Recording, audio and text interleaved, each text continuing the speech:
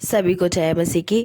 आज का वचन भजन संहिता 119 का अध्याय का 9 से 16 वचन। परमेश्वर की व्यवस्था को मानना। जवान अपनी चाल को किस उपाय से शुद्ध रखे, तेरे वचन के अनुसार सावधान रहने से। मैं पूरे मन से तेरी खोज में लगा हूँ। मुझे तेरी आज्ञाओं की बाट से भटकने ना दे। मैंने तेरे वचन को अपने हृदय में रख छोड़ा है कि तेरे विरुद्ध पाप ना करूं। हे यहोवा, तू धन्य है। तुझे तुझे मुझे अपनी विधियां सिखा। तेरे सब कहे हुए नियमों का वर्णन मैंने अपने मुंह से किया है। मैं तेरी चितौनियों के मार्ग से मानो सब प्रकार के धन से हर्षित हुआ हूँ।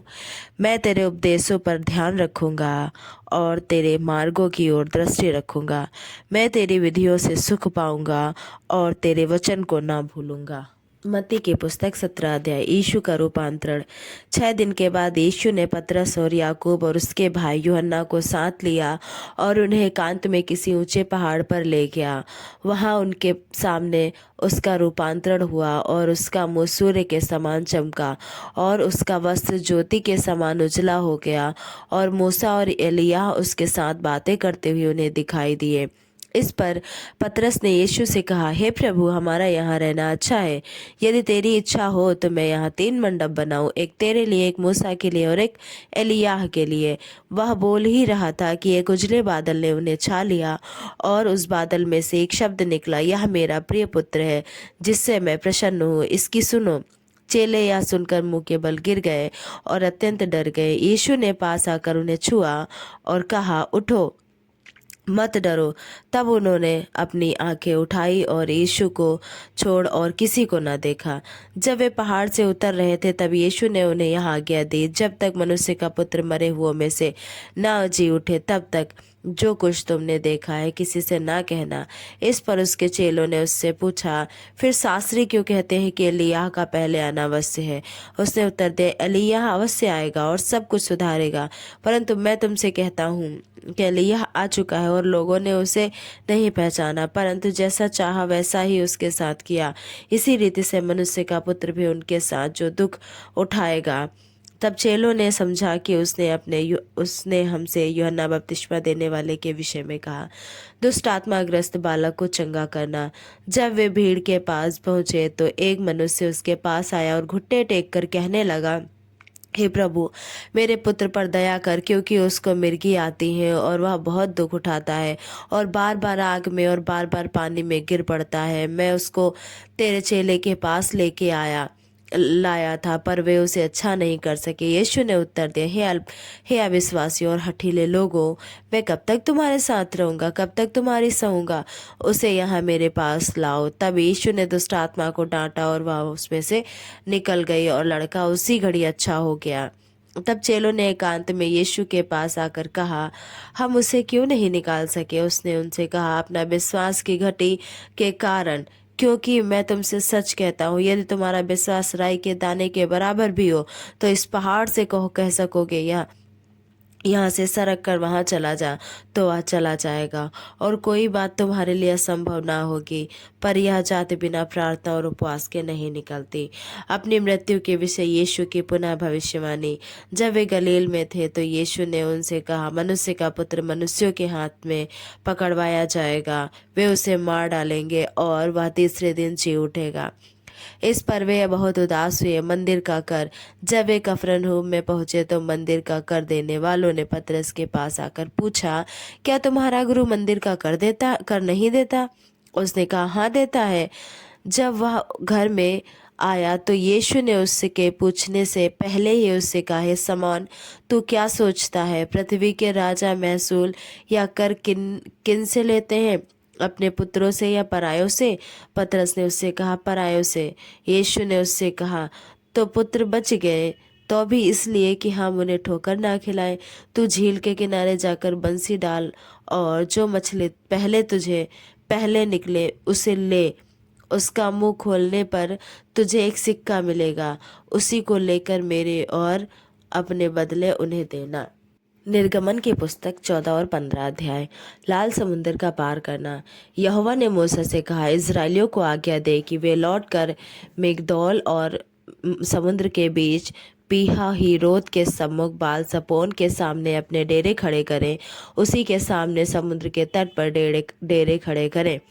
तब फिरौन इज़राइलियों के विषय में सोचेगा, वे देश की उलझनों में फंसे हैं और जंगल में घिर गए हैं।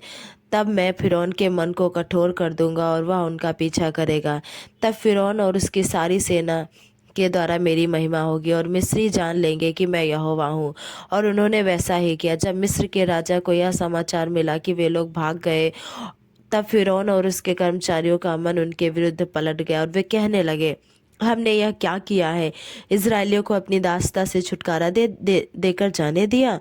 तब उसने अपना रथ जुतवाया और अपनी सेना को संग लिया। उसने 600 अच्छे से अच्छे रथ वरन मिस्र के सब रथ लिए और उन सबों पर सरदार बैठाए।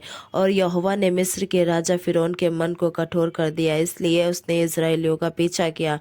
परंतु इज़राइली बेखटके निकले चले जाते थे। पर फिरौन ने सब घोड़ों और रथों और सवारों समेत मिस्री सेना उनका पीछा करके करके उनके पास जो पीहाहीरोत के पास बाल सपोन के सामने समुद्र के तट पर डेरे डाले पड़े थे जा पहुंची। जब फिरौन निकट आया, तब इज़राइलियों ने आंखें उठाकर क्या देखा कि मिस्री हमारा पीछा किए चले आ रहे हैं।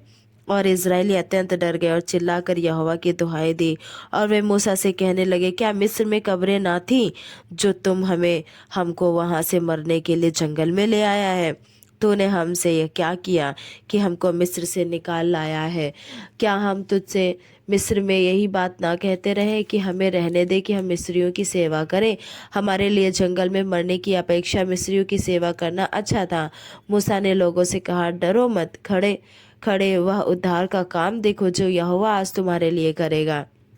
क्योंकि जिन मिस्रियों को तुम आज देखते हो उनको फिर कभी ना देखोगे। यहोवा आप ही तुम्हारे लिए लड़ेगा, इसलिए तुम चुपचाप रहो। तब यहोवा ने मूसा से कहा, तू क्यों मेरी दुहाई दे रहा है? इज़राइलियों को आज्ञा दे कि यहाँ से कूच करें। और तू अपनी लाठी उठाकर अपना हाथ समुद्र के ऊपर बढ़ा और वह 2 भाग हो जाएगा। तब इज़राइली समुद्र के बीच होकर स्थलीय स्तर पर चले जाएंगे। और सुन, मैं आप मिस्रियों के मन को कठोर करता हूँ और वे वहां भी उनका पीछा करेंगे। तब फिरौन और उसकी सारी सेना और रथों और सवारों के विनाश द्वारा उसकी महिमा होगी। और जब फिरौन और उसके रथों और सवारों पर विजय द्वारा मेरी महिमा होगी, तब मिस्री जान लेंगे कि मैं यहोवा हूँ। तब परमेश्वर का दूत जो इज़राइली सेना के आगे आगे चला करता था, जाकर उनके पीछे हो लिया और बादल का खंभा उनके आगे से हटकर उनके पीछे जा ठहरा। इस प्रकार वह मिस्रियों की सेना और इज़राइलियों की सेना के बीच में आ गया। और बादल और अंधकार तो था, तो भी रात को उन्हें प्रकाश मिलता रहा और वे रात भर एक दूसरे के पास न आए। तब मूसा ने अपना हाथ समुद्र के ऊपर बढ़ाया और यहोवा ने रात भर प्रचंड बुरवाई चलाई और समुद्र को 2 भाग करके करके ऐसा हटा दिया जिससे उसके बीच सूखी भूमि हो गई। तब इज़राइली समुद्र के बीच स्थल ही स्थल पर होकर चले और जल उनकी दाहिनी और बाईं ओर दीवार का काम देता था। तब मिस्री अर्थात फिरौन के सब घोड़े, रथ और सवार उनका पीछा किए हुए समुद्र के बीच में चले गए। और रात के अंतिम पहर में यहोवा ने बादल और आग के खंभे में से मिस्रियों की सेना पर दृष्टि करके उन्हें घबरा दिया और उसने उनके रथों के पहियों को निकाल डाला, जिससे उनका चलाना कठिन हो गया। तब मिस्री आपस में कहने लगे, आओ हम इज़राइलियों के सामने से भागे, क्योंकि यहोवा उनकी ओर से मिस्रियों के विरुद्ध युद्ध कर रहा है। फिर यहोवा ने मूसा से कहा, अपना हाथ समुद्र के ऊपर बढ़ा कि जल मिस्रियों और उनके रथों और सवारों पर फिर बहने लगे। तब मूसा ने अपना हाथ समुद्र के ऊपर बढ़ाया और भोर होते होते क्या देखा कि समुद्र फिर ज्यों का त्यों हो गया है और मिस्री उल्टे भागने लगे। परंतु यहोवा ने उनको समुद्र के बीच ही में झटक दिया और जल के पलटने से जितने रथ और सवार इज़राइलियों के पीछे समुद्र में आए थे, वे सब वरन फिरौन की सारी सेना उसमें डूब गई और उसमें से एक भी ना बचा। परंतु इज़राइली समुद्र के बीच स्थल ही स्थल पर होकर चले गए और जल उनकी दाहिनी और बाईं ओर और दीवार का काम कर देता था। इस प्रकार यहोवा ने उस दिन इज़राइलियों को मिस्रियों के वश से छुड़ाया और इज़राइलियों ने मिस्रियों को समुद्र के तट पर मरे पड़े हुए देखा। और यहोवा ने मिस्रियों पर जो अपना पराक्रम दिखलाया था उसको देखकर इज़राइलियों ने यहोवा का भय माना और यहोवा पर और उसके दास मूसा पर भी विश्वास किया। मूसा का गीत। तब मूसा और इज़राइलियों ने यहोवा के लिए यह गीत गाया। उन्होंने कहा, मैं यहोवा का गीत गाऊंगा क्योंकि वह महाप्रतापी ठहरा है। घोड़ों समेत सवारों को उसने समुद्र में पटक दिया है। यहोवा मेरा बल और भजन का विषय है और वही मेरा उद्धार भी ठहरा है। मेरा परमेश्वर वही है, मैं उसी की स्तुति करूंगा। मैं उसके लिए निवास स्थान बनाऊंगा। मेरे पूर्वजों का परमेश्वर वही है, मैं उसको सराहूंगा। यहोवा योद्धा है, उसका नाम यहोवा है। फिरौन के रथों और सेना को उसने समुद्र में फेंक दिया और उसके उत्तम से उत्तम रथी लाल समुद्र में डूब गए। गहरे जल ने उन्हें ढांप लिया, वे पत्थर के समान गहरे स्थानों में डूब गए। हे यहोवा, तेरा दाहिना हाथ शक्ति में महाप्रतापी हुआ है। हे यहोवा, तेरा दाहिना हाथ शत्रु को चकनाचूर कर देता है। तू अपने विरोधियों को अपने महाप्रताप से गिरा देता है। तू अपना कोप भड़काता और वे भूसे के समान भस्म हो जाते हैं। मैं तेरे नथनों की सांस से जल एकत्र हो गया, धाराएं ढेर के समान थम गई।